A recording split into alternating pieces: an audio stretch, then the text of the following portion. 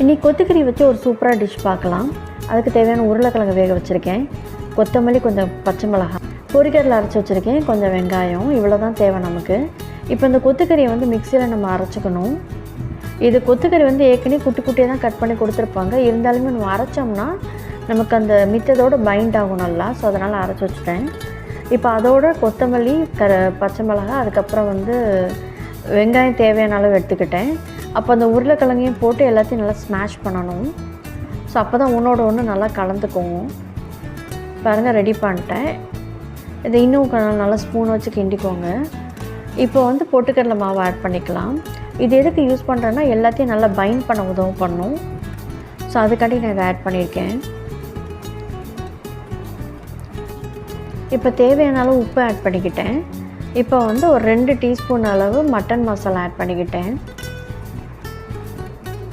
இப்போ எல்லாத்தையும் நல்லா ஒன்று சேர கலக்கணும். பாருங்கள், நான் எல்லாத்தையும் நல்லா மிக்ஸ் பண்ணிக்கிட்டேன். இது நீங்கள் கை கூட யூஸ் பண்ணி மிக்ஸ் பண்ணிக்கோங்க. இப்போ நல்லா கலந்து வச்சுக்கிட்டோம். இப்போ வந்து இதை உருண்டை பிடிச்சி வச்சுக்கலாம். பாருங்கள், இந்த அளவுக்கு நான் சில வந்து உருண்டையாக பிடிப்பாங்க, நான் வந்து தட்டையாக பிடிச்சிருக்கிறேன். ஸோ வடை மாதிரி ஷேப்புக்கு நான் பிடிச்சி வச்சுருக்கேன். பாருங்கள், இப்படி தான் இருக்கும். இப்படி எல்லாத்தையும் நான் பிடிச்சி வச்சுக்கிறேன். பாருங்கள், எல்லாத்தையும் பிடிச்சிட்டேன். இப்போ என்ன பண்ணோன்னா இதை நம்ம அப்படியே பொரிச்சு எடுத்தோம்னா சில டைம் பிரிஞ்சு போக வாய்ப்பு இருக்குது. ஸோ அது அவுட்டர் கோட்டிங்காண்டி நான் என்ன பண்ணியிருக்கேன்னா கார்ன்ஃப்ளேக்ஸ் இருக்குது இல்லையா, அதை நான் நல்லா பவுட்ரு பண்ணி வச்சுருக்கிறேன். ஸோ அது மேலே ஒரு கோட்டிங் கொடுத்துட்டோம்னா நம்ம பிரியாமல் நல்லா அழகு போல் வரும் நமக்கு. பாருங்கள், இந்த மாதிரி எல்லாத்தையும் நம்ம கோட் பண்ணி வச்சிடலாம்.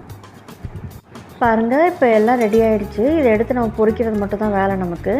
இதை வந்து கட்லெட்டுன்னு சொல்லிக்கலாம், இல்லை கோலாவனடியும் சொல்லிக்கலாம். எப்படி சொன்னாலும் டேஸ்ட் ரொம்ப நல்லாயிருக்கும். இது கண்டிப்பாக வீட்டில் ட்ரை பண்ணி பாருங்கள். சின்னவங்கலேருந்து பெரியவங்க வரைக்கும் ரொம்ப என்ஜாய் பண்ணி சாப்பிடுவாங்க. நான் மைல்டாக தான் மசாலா யூஸ் பண்ணியிருக்கேன். உங்களுக்கு தேவைன்னா இன்னும் கொஞ்சம் மிளகாய் பொடி, கொஞ்சம் கரம் மசாலா ஆட் பண்ணிங்கன்னா இன்னும் கொஞ்சம் ஃப்ளேவர் என்ஹான்ஸ் ஆகும். இது கண்டிப்பாக வீட்டில் ட்ரை பண்ணி பாருங்கள். Stay healthy. தேங்க்யூ. பாய்.